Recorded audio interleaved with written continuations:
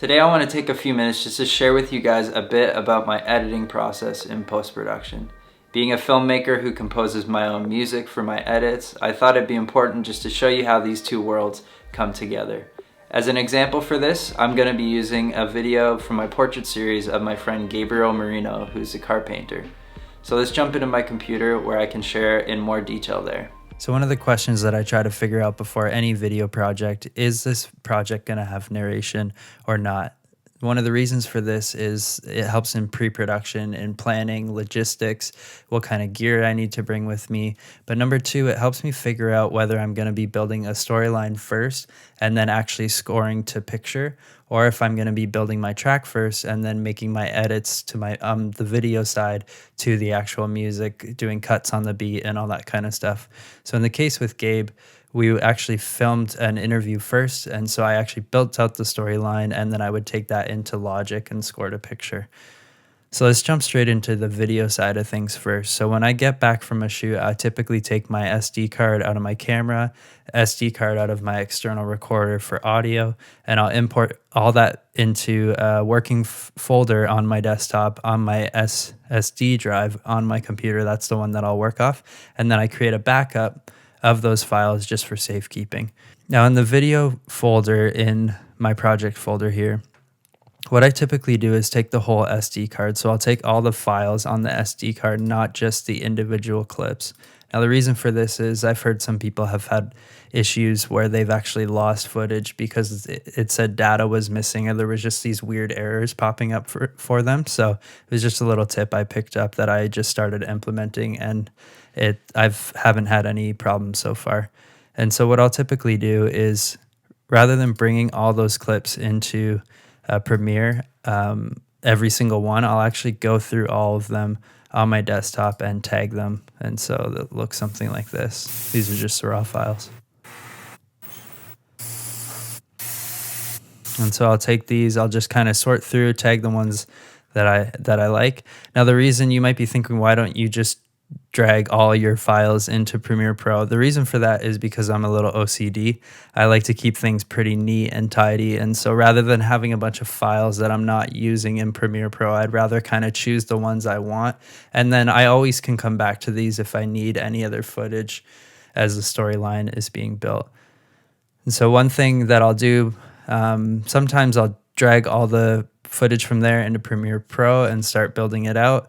But most of the time what I'll do is actually fix up the raw audio that we recorded for the interview. So I'll bring that into Logic, and then I'll tidy it up, export that, and bring it into Premiere Pro so that I can begin piecing the storyline together. So let's jump into Premiere Pro and I'll show you what that looks like. So you'll see here in Premiere Pro that I have two sequences. I have my main sequence here. This is where all the final clips will go and that kind of stuff. And then I have the main narration piece. And you can see this is all cut up here. The reason for that is because I typically go through all the footage, the whole interview, and take the pieces that I want out of it and just kind of clean it up a bit. So once I've done that, I'll bring the pieces that I want, that once I've kind of done like a pre-built of the story, I'll bring that all into the main sequence. Now this is the full version, so it's been edited. Usually it just looks like the whole storyline copied together and pasted in there. So from there, once that's kind of built out and I'm happy with it, where the story's sitting, I'll export that and bring that into Logic where I can start composing. Now something to note here that I found really helpful sometimes working with clients, if they send me a mock track, some music that they like the feel of, that they want that for their video, sometimes I'll play that track in the background underneath while I'm building out the storyline, just to get a better sense and feel of what kind of music they're going for, what kind of mood they want in this piece. So in the case with Gabe, it was totally up to me. So I just had a playlist on Spotify that I was playing in the background, some kind of ambient stuff, but something that had a bit of a pulse to it, a bit of a rhythm, but something that's not overpowering the storyline. And so I'll kind of put that very low in the mix as I'm listening and editing the storyline, just to get a better sense and feel. So let's jump into Logic now, and I'll show you a bit more behind the scenes of how I compose for video. So once I've got the file in Logic, really it's just composing from the ground up. So when this started, it was literally just this movie file that I brought into Logic. So really it's starting from the ground up. So I'll just play a bit of the video and just isolate certain instruments and just talk about them for a few moments. When I was in high school, there was this program called Co-op. The teacher would find a place for you to work at, and then I'm just gonna mute his voice for a second. So just had some deep cellos underneath, a couple guitar ambiences, just creating a texture, that ambience underneath. And then this was one piece that I had kind of going on in the background, again, just to create a bit of rhythm and texture. So this is what it actually sounds like right on its own. So I just rolled the high end off just to bring it down a bit so it wasn't overtaking what he was saying. And so just roll off the highs, a little more EQ, and then I spread it out a bit. So jump back in. It's kind of coming into the trade. So one thing to note here is I wanted to have it hit when he was talking about starting Motivated Painters, because just to give that storyline a bit more of a lift and impact in that moment. So that's when I started Motivated Painters, and I think the main thing is focusing on others in it. So here I brought in some more instrumentation, just some bigger rhythms. This is what this sounded like on its own. Again, I just rolled off some of the high end because I didn't want it to compete with what he was saying or kind of overtake it. So I had that on there. And then I introduced this little piano melody. This is the una corda. It's really nice piano.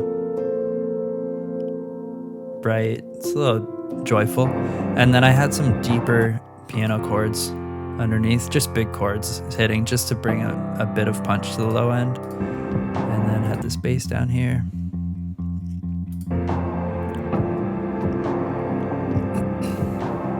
And it's the creative side of things, really. Every color and is here different. I actually, so in this part, I actually brought in some of these guitar plucking bits. He was starting to talk about metaphors and some stuff that I wanted to highlight as well. So that's where I brought. It's kind of unique. You can bring in some different instruments just to highlight the storyline even a little bit more as they start talking about certain things that you might want to stand out in your videos or films. This is just a really cool way that you can do it. Even if you're sourcing tracks from other artists, that's another cool thing that you can try to do, just enhancing that a little bit more with cymbal swells and things like that. this every day, and although I'm not doing very artistic designs and stuff like that, I'm able to. Yeah, and this just kind of carried through right until the end. Coming up here. The other cool thing I like is you can open this up and actually watch it. So when you're scored a picture right here, just build it a bit, kind of end. So I wanted that last moment. That was a cool shot where he's just going across the car with a spray gun. And so I wanted that moment just to have a bit more of an impact to it. So I actually used some of these samples here. I'm gonna play that again for you. Just to give it some impact. This is a sample from splice.com, great resource. So some of the questions I'm thinking through when I'm in this process, is there anything in the storyline that's leaning toward a certain feeling? Is there anything in the storyline that stands out as happy or sad? Maybe there's triumph, victory. Maybe there's depression. It's the complete opposite. And so it's figuring out those things, because that will help you figure out the key for the song. Do I need to go major or minor? The tempo, all these things. You're looking for those emotional responses. You're looking for those pulses. So that's where I find it's helpful sometimes just to listen to the storyline on its own without any music. Just kind of get a sense for what are they actually saying? What is the story actually about? What are they trying to convey? What is the message that they're trying to get across? I think that will help you as you're composing your own music. It will only help you create a better score for the picture that you're trying to score to. So after I've tracked everything, I've mixed it down, EQs, I've mastered it, I'll then bounce this track and I'll bring it into Premiere Pro where I just finish off the rest of the project. So let's jump back over there just to show you a few more things. So once I brought the final track into Premiere Pro, from here it's just doing the final edits to the video. And so this is where I'll bring in B-roll. So a good example here is when he was talking about how cars are his canvas. This shot here I thought portrayed that really well, the front of this car that he had just finished painting.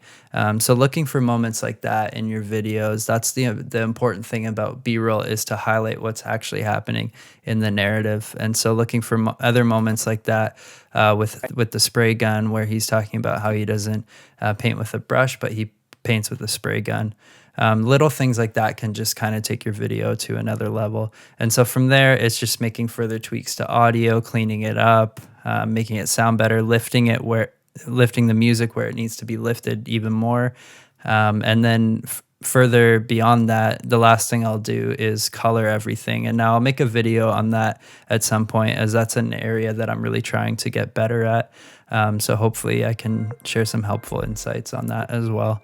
But that would be the last step that I do. And then from there, it's simply just exporting it and delivering it to the client. Well, guys, that's it for this video. I hope you enjoyed a little behind the scenes look into what I do when it comes to filmmaking and composing music.